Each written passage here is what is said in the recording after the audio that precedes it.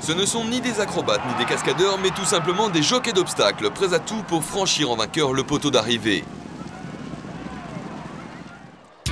Si vous passez à Pau tôt le matin, vous pourrez assister à ce rituel quotidien. Ici, 8 heures par jour, les jockeys montent des pur sang spécialement entraînés aux courses d'obstacles. L'obstacle, une discipline exigeante pour un métier à risque qui ne laisse aucune place à l'improvisation. Un jockey d'obstacle tombe régulièrement 1 à 2 fois pour 10, 15 montes. Pour un jockey de plat, c'est une chute toutes les 300 courses. Et des chutes spectaculaires, violentes, à plus de 60 km/h en moyenne. C'est vrai que ce métier de jockey d'obstacle est très dangereux. C'est vrai qu'au départ, la plupart qui font ce métier sont casse-cou dans l'âme, aiment la vie, aiment le sport, les sports de vitesse, les sports dangereux. Mais dans la pratique de leur profession, ils font très attention. Et sur les 500 jockeys d'obstacles français qui disputent au total tous les ans plus de 2000 courses, il existe un cas, une exception. Son nom, Christophe Pieux. Christophe Pieux, c'est le Saint-Martin de l'obstacle. En obstacle, Christophe Pieux a tout gagné. Il a une dizaine de cravaches d'or, plus de 1000 victoires. Mais à quel prix? Pour s'enorgueillir d'un tel palmarès, Christophe Pieux ne compte plus ses chutes. Il faut dire qu'il prend tous les risques. Résultat, de multiples fractures. Le nez, par exemple, cassé 9 fois. Il doit avoir une trentaine de fractures. C'est-à-dire, que ce soit clavicule, nez, les doigts, les poignets. Mais attention, ne le traitez surtout pas de casse-cou.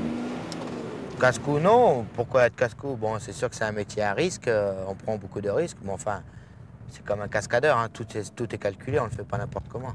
C'est sûr, il y a du risque à chaque fois qu'il monte, mais je pense qu'il ne faut pas y penser et il faut vivre avec la gagne, quoi, de dire il va gagner et non pas il va tomber.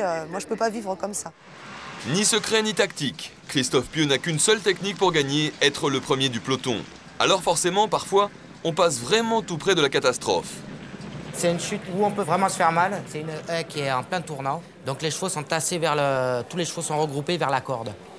Et là, en plus, je suis dans les chevaux de tête et je pars en avant. Et ce qu'il y a, c'est qu'il y a le peloton qui est juste derrière. Et comme on est tous tassés, on est tous vers la corde, les 3/4 des chevaux ne peuvent pas vous éviter. Chute mais exploise aussi. Si Christophe Pieux est la star des hippodromes, c'est surtout pour ses talents d'équilibriste. 2 exemples, 2 courses, 2 rattrapages inespérés. Alors vous voyez, là, le cheval se néglige complètement sur l'obstacle. Il veut partir et au dernier moment, il décide de ne pas partir. Et il se jette. Moi, je pars sous l'encolure et par chance, je me suis remis dessus. La dernière frayeur que j'ai eue, c'était avec Reine Elodie le 15 mars à Auteuil. Ça s'est passé sur le plus gros obstacle, celui qu'on appelle le rail ditch. Et la jument, elle est arrivée dessus franchement et au dernier moment, elle a eu une petite hésitation. Elle a voulu le tutoyer et la jument est passée et moi, je suis passé sous l'encolure. Et j'avais le choix, ou remonter à droite ou remonter à gauche, vu que j'étais vraiment en dessous. Et tant bien que mal, j'ai réussi à me remettre à cheval. Et des rétablissements miraculeux, il en a réussi des dizaines comme celui-là, avant généralement d'enlever la victoire ou de terminer placé. Heureusement que ça ne se passe pas à chaque fois mal. Vous savez, sur le nombre de courses qu'on monte, il y en a que ça se passe très très bien. De temps en temps, ça ne se passe pas trop bien. Rien ne l'arrête. Rien ne l'arrête, il est costaud, j'ai pas mal. À 32 ans et père d'un enfant, Christophe Pieux n'a pas l'intention de mettre un terme à sa carrière.